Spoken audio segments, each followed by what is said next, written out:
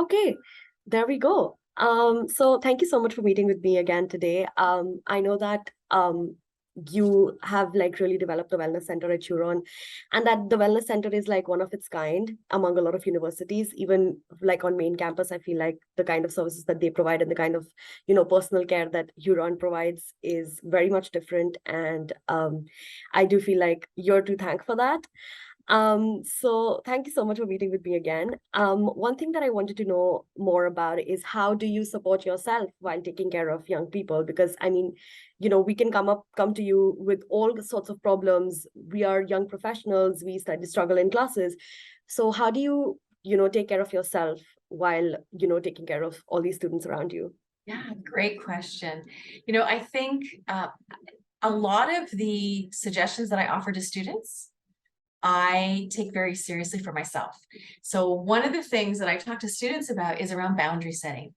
I really need to have a clear understanding of what's on my plate in terms of all the different things that I might be called to do, whether it's supporting students or maybe it's in the development of a strategic plan in regards to mental health, or just your own personal life and just kind of all the different ways that we're pulled to be in this world, all the different roles that we have. And I would say that setting boundaries is probably one of my greatest self-care strategies. And what I mean by that simply is knowing when I can say yes to something and knowing when I might need to say no, and to feel okay about that, to stand in my power of knowing what my limitations are so that I can take time to take care of myself. And when I choose to take care of myself, I spend as much time as I can out in nature. I find that being outside with the natural daylight, regardless of the temperature, because, in Canada, it's all about what you wear, right? Exactly. It's just really important to have natural daylight, to feel the breeze on your face, to walk out in nature. I also have a regular meditation practice. I teach yoga on the side, which I love. So I think movement is probably, so setting boundaries and movement are ways that I care for myself so that I can bring my best self to the students every day. Definitely. That's so interesting. Interestingly, I have recently started doing yoga for the first time. And I was always, one of those people who was like, oh no, yoga doesn't make much difference. But I've come to realize that it's actually so peaceful. And it really just, gets your blood rushing. And it's such a good feeling to actually do yoga. So I really do relate with that now. That's awesome. Yeah. That's Um, awesome. so another thing that's very interesting about the wellness center is again that they're in like that space of youth mental health, and that's something that Mind Your Mind is very passionate about as well. So, what motivates you to do work with young people? Ah, I love the age and stage of young adults. I have worked with the entire range of ages in my career, and I would say that the last 20 years has been primarily with young adults. In the healthcare system, I worked with individuals age 18 to about 35. And then when I came to Huron, I work with a full range as well.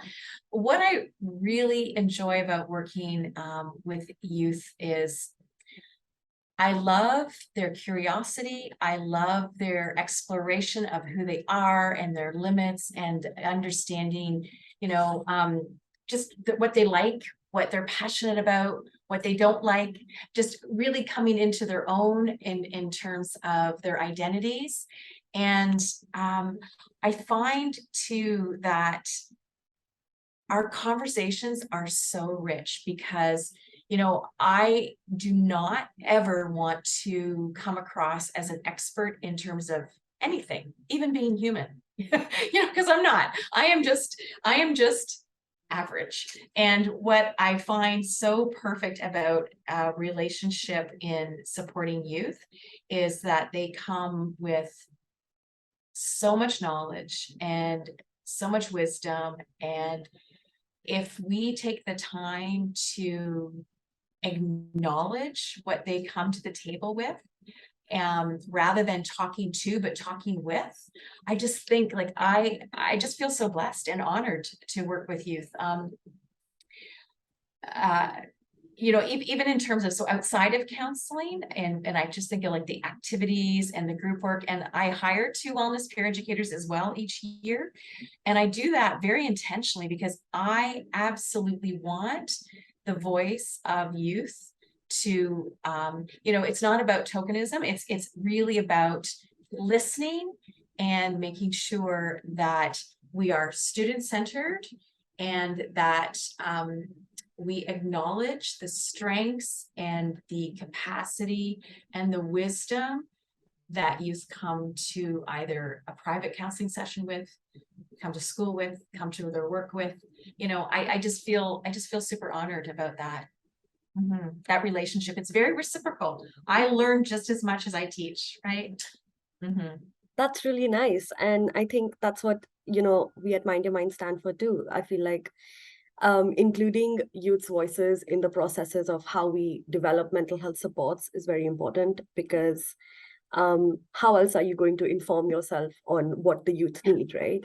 Absolutely. So that's really amazing. Thank you so much. So I know that the Wellness Center conducts like a lot of exciting activities. As you mentioned, you hire peer educators. A lot of my friends have been peer educators as well. And I know that, there's a lot of creativity that goes into the job as well. So are there any exciting projects or programs at the Wellness Center that you've been involved with that you'd like to share?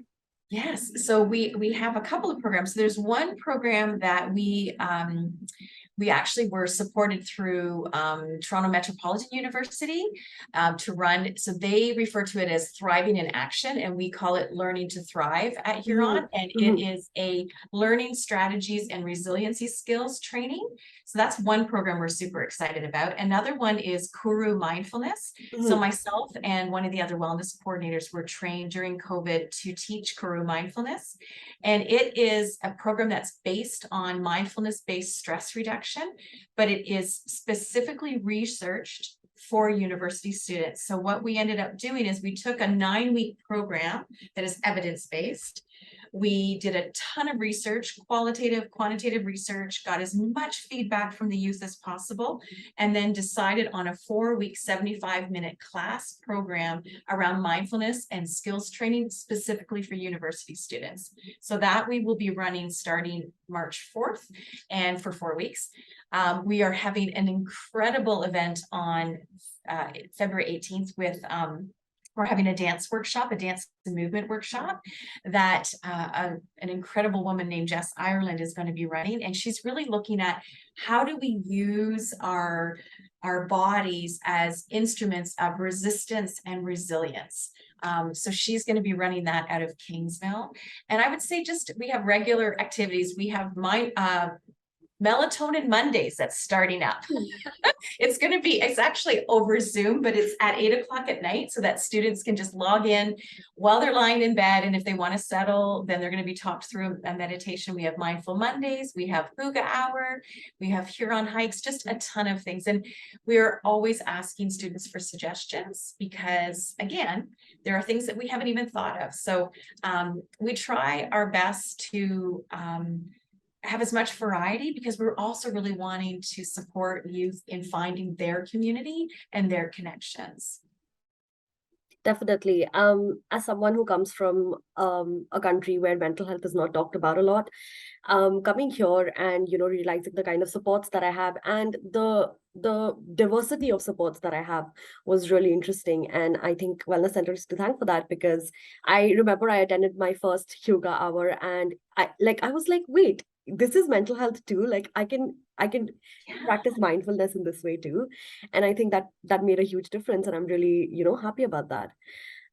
So since you've been working in this space, as you mentioned, with young people and then specifically with Huron, what are some ways do you think universities should incorporate mental health supports into their, curriculum, in the way that professors interact with students, in the way that administration interacts with students? I feel like mental health really needs to become a big part of each and every step that the student goes through. And that is very much lacking still. So are there any suggestions that you have? Oh, so many. So one of my hopes is to, in a very supportive way, to allow, there's a training called More Feet on the Ground. And there is a wonderful organization, the Center of Innovation and Campus Mental Health, and they created this brilliant online training, more feet on the ground, but they also allow us as a university to teach that to staff and faculty and student leaders in a little bit more of a robust way, with scenarios and opportunities to really talk about different scenarios and ideas around recognizing, referring, responding, and reflecting. So what my hope is that all staff and all faculty are trained in this. So right now we offer that training on a voluntary basis. And I feel strongly that this is something that all of our student leaders must take it. Mhm. So I feel that, my hope is down the road, sooner rather than later, that can just be a standard, just like AODA training, that it's just a standard. How do you recognize? How do you respond? How do you refer students? And then for your own self-care, how do you reflect on that? So that's one area. I think too, safe talk should be also something, and again, we offer that. It's mandatory training for our student leaders. I think being able to have those kinds of conversations with students, everyone on campus should be able to have that conversation, and have that conversation in a way that protects them, as well as lets that individual know that there are options for them and support for them. So I think training is really important, and I think, and then I think sort of bigger, we talk about mental health. I think we need to also make sure that there is accessible and affordable housing for all students. I think that is key. When we think about the foundation of what someone needs, their safety needs are that's the foundation. We build up from there. So housing is really important. Is there a way for us to look at creative ways of partnering potentially with the community, so that student housing can be something that is much more accessible? I think access to longer term therapy, if necessary, if needed, that's affordable, is another thing that would be really, really helpful. And then, I'm not sure if you're aware, but right now there are standards that currently came out. They're the national standards for mental health in post-secondary institutions. Yes. I'm aware, with Mental Health Foundation of Canada. Yes, exactly. So we were very fortunate at Huron to be able to be sort of at the trial run of the mental health tracker. So that's another thing that I'm really passionate about, which is getting that tracker questionnaire out to all students, faculty, and staff to look at, because I'm very proud of so much of what we've done at Huron. And I know that we have, when we look at the standards, there's lots of areas that we have excelled in. There's lots of areas that we're working towards. But it's a really great way for us to make sure that we are meeting all of the areas of importance in providing care to students. So I think that's the other thing, is over the next year or two, really looking at the standards, finding out areas where there could be potential gaps, and then creating solutions for that. I'm a firm believer in standards. My previous career was in early intervention for psychosis, and standards were just a part of our practice, so that if anyone in Ontario who had an experience of first episode psychosis, didn't matter where they were in Ontario, they would get the same level of care, quality care. And that's how I see these standards. It doesn't matter which university you go to. If you are a student who requires mental health support, and we all have mental health, that we will have the same standard of care across.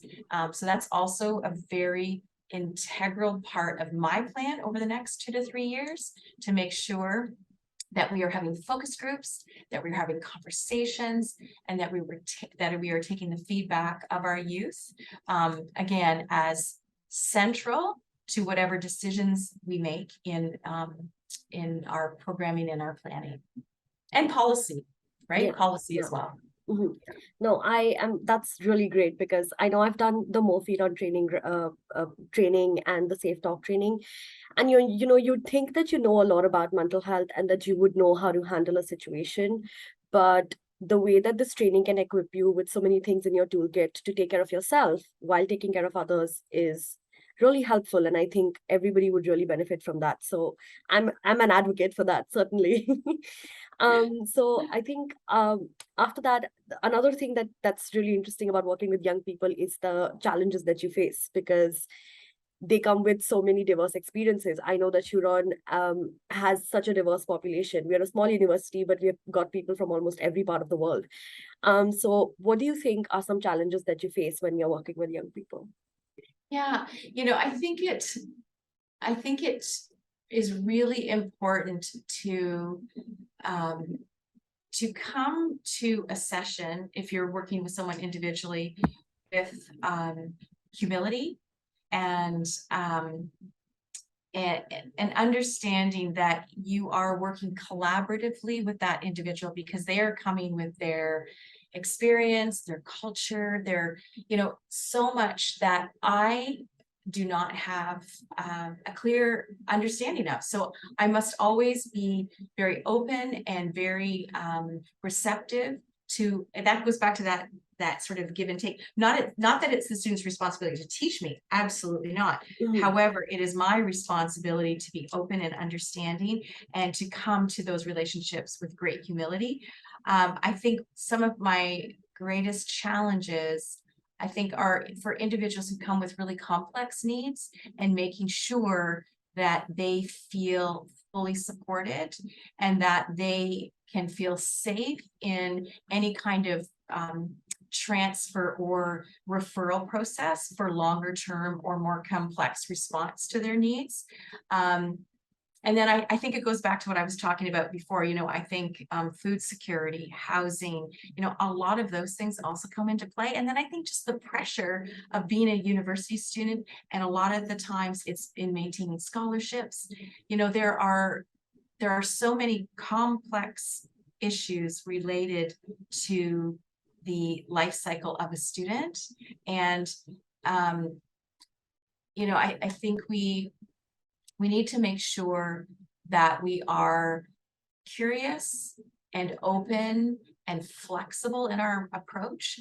And then I also think, one of the things that I'm really hoping for is that as we expand in wellness, particularly, I really want to have a wellness team that reflects our community. And I think that's really important, as a white woman, middle-aged, yes, I come to this work with knowledge and experience, but I also think that having a diverse team that reflects our diverse community is really important. That's really helpful. Yeah, I completely understand. And as I mentioned, like I feel like all of us come from such different mental health experiences. Even right now, I feel like I have come into a different understanding of mental health, which is a mix of my, cultural background, a mix of the things that I've learned here, a mix of the things that I've learned at my job.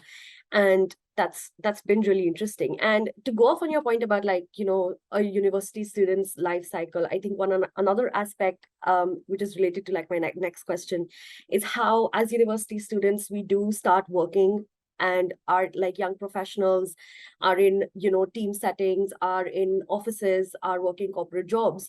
How do you think, that transition from a university student and the kind of support that they get, like at Huron, should, transfer to a young professional's working life? How should they take care of their mental health as they graduate? Because that's a very disturbing period. I can relate right now. I'm in my 4th year, I'm graduating, and I feel like I'm feeling so many things, and things are going to change so much in the next year for me, that like how I can take care of myself is something that I'm struggling with right now. So I'm sure a lot of people like me are wondering about this too. So yeah, that's what I wanted to ask you about. Yeah, so interesting that you asked that, because one of the things that we do at Wellness is we sometimes get asked to present in different classrooms, and I'm going to be presenting on that very topic next week.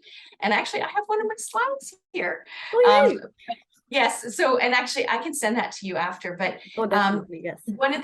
so what we talk about is, so in our Learning to Thrive program, we talk about resiliency. Mhm. And within the resiliency model, there is mindfulness, gratitude, optimism, compassion, and grit. And when we talk about compassion, we also mean self-compassion.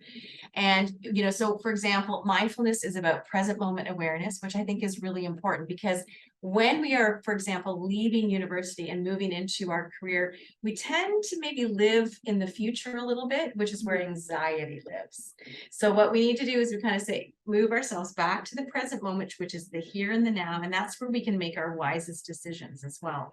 So really being present and recognizing that, you know, it's important to think about the future, obviously, and to do some planning and all of that. But when we spend too much time there, we can really increase our anxiety, because what our mind wants to do is it wants to solve things, right? It's always scanning the environment for things to keep us safe. But if we live too much in the future, it's too difficult to try and navigate that. So being present is really important. And that's as simple as, doing a 3-minute calming breath, or, think just little practices that bring us back into our body, back into the here and now is a beautiful practice. Gratitude.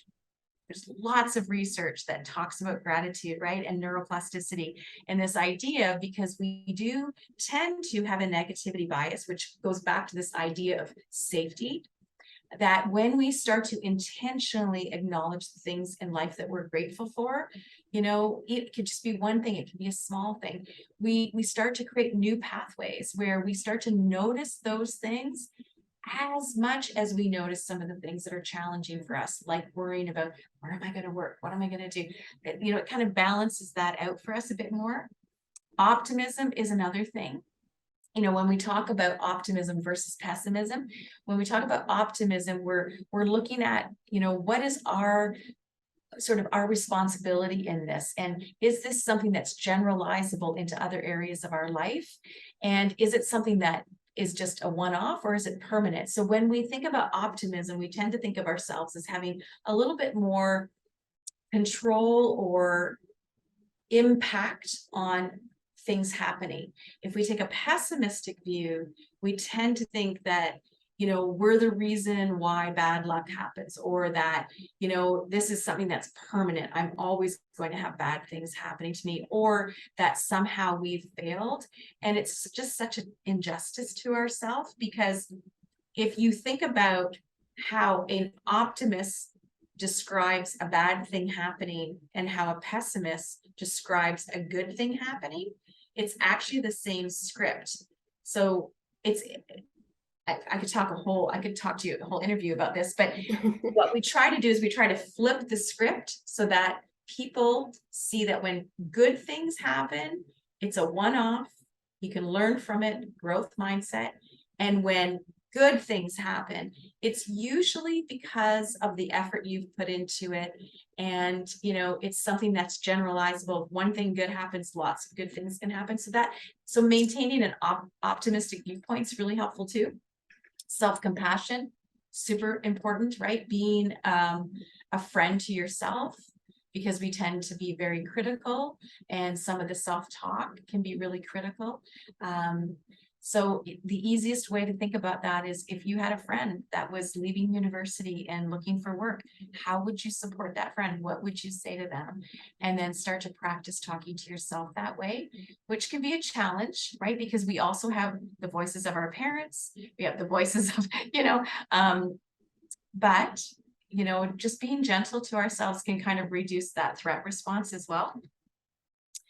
Being gritty, which is being able to, Angela Duckworth has a great TED talk on grit and perseverance, like this ability to stick with our long-term goals, and then, make decisions related to that around grit and perseverance. And then another great thing is, via character strengths. I don't know if you've ever done that, but I often encourage youth to, you can do it for free, and you just answer this questionnaire, and it allows you to identify what your strengths are, because that's important when we're struggling and we're feeling a lot of stress. Our values and our strengths are things that are so genuinely unique to us that when we're struggling, we can tend to rely on them a bit more because they happen more automatically for us. So I often encourage people, when you're going through a life transition, to get reconnected with your values, get reconnected with your strengths, because they can sort of propel you forward. And then strategies and attitudes, I think I think when an individual is transitioning from school to the workplace, think about ways to create greater balance, knowing that the harder you work doesn't always translate into success, because usually there's a cost benefit analysis, right, that needs to take place, and that taking even just a few minutes out, I am classic for eating my lunch at my desk. Right? And as a manager, that's not good modeling for my staff, because I'll say to them, go for a walk at lunch, do this, but I need to be doing it myself too, right? Like, so I think when we, going back to talking to a friend kind of thing, like whatever you might suggest to a friend, really take that to heart and take care of your needs and take care of creating balance, making sure that you have fun. And I'm not saying, you know, all fun and no work, but just make sure that there's balance in that. And when you're looking for work, applying to jobs, you know, get as much exposure and practice as you can so that you can build your confidence up. And then just really be confident about what you offer, you know, and it goes back to this growth mindset. You know, I often hear about imposter syndrome and that feeling of, but I'm not. Well, and not but, and we all had to start in this place of learning, and the capacity to learn and the capacity to grow is huge, right? We can't be here. We can't be at the end yet. We have to grow towards that, right? So just to be, again, it goes back to that idea of self-compassion. Definitely. That's so helpful. I feel like I'm, you know, exactly at that position in time. And it's so important to externalize, you know, your failures. I mean, they're not even your failures, to externalize failures as a whole thing. I think Your that's humanity, external, like, right? Yeah. Exactly. Yeah. One thing that my friends and I do, like it's a tradition that we have, is that at the end of the day, we tend to ask each other what we were grateful for today. And I think that's a great way to end this meeting. So I want to ask you, what are you grateful for today, Heidi? I'm grateful for you asking me to do this interview, because, you know, I think you probably know this, but I love my job. I feel so blessed and so honored to do the work that I do. And when I get a chance to showcase it or to talk about it, it's such a gift. So thank you. Oh, thank you so much. Thank you. And I'm grateful for you. I'm grateful for the Wellness Center. And I'm hoping to spend more time at Wellness Center in like the last 4 months that I have once the weather improves. But thank you so much for meeting with me.